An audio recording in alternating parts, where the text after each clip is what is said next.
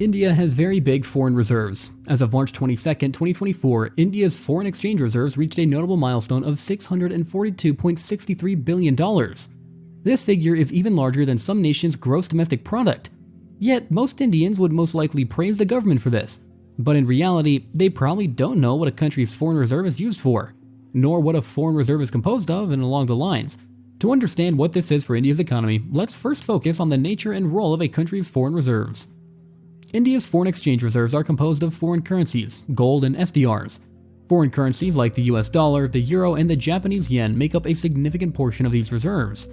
Foreign currency assets make up about $568 billion US dollars of the total $642 billion. Gold is another key component of India's foreign reserves.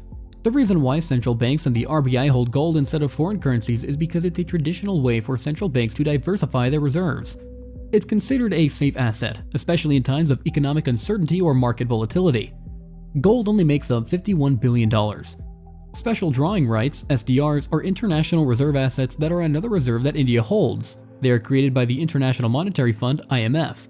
They represent a claim to currency held by the IMF member countries for which they may be exchanged. SDRs are not a currency per se, but they can be used to obtain foreign currencies in times of need. SDRs and reserve positions in the IMF make up the remaining $22 billion.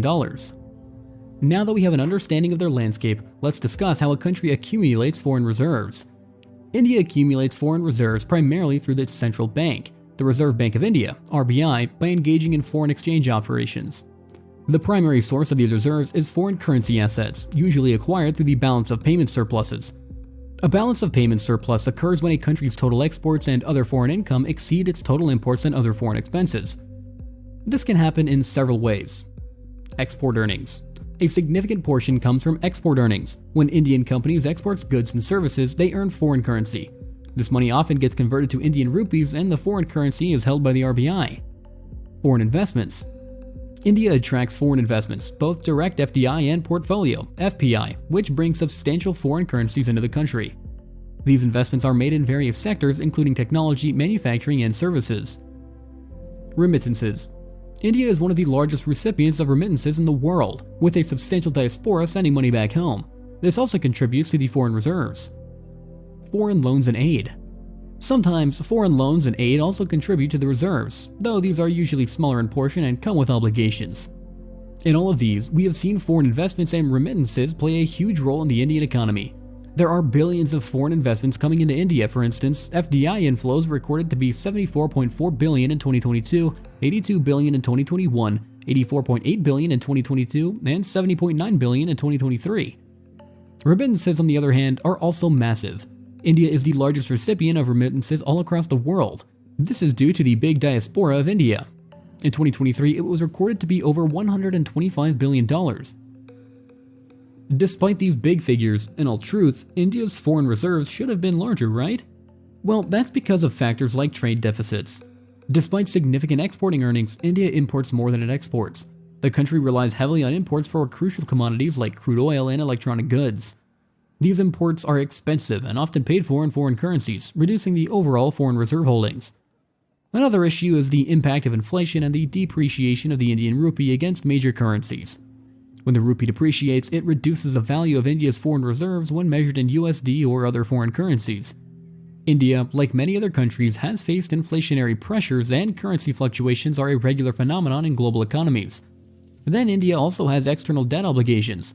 Servicing this debt, which includes both principal and interest payments, requires substantial foreign currency. These outflows for debt repayments naturally impact the level of reserves. Now, let's take a look at what foreign reserves do for India's economy. The first and most obvious benefit of having large foreign reserves is the ability to influence the exchange rate of the national currency. By buying and selling foreign currencies, the Reserve Bank of India can impact the value of the Indian rupee. A strong foreign reserve position gives the RBI more leverage to stabilize the rupee during periods of volatility, which is crucial for maintaining economic stability and investor confidence. Another vital role of foreign reserves is to provide a buffer against economic shocks.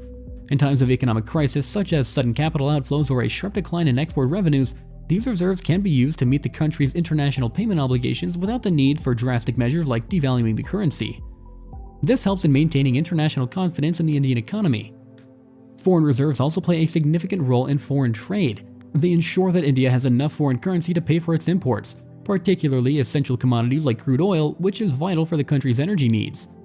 A strong reserve position also enhances India's creditworthiness, enabling it to borrow at more favorable terms on international markets. Having substantial foreign reserves also plays a psychological role, boosting investor confidence in the country's economy. It signals to foreign investors and rating agencies that their country is capable of meeting its international liabilities and managing economic challenges effectively. But anyway, do let us know what you think down in the comments section below. Thanks for watching.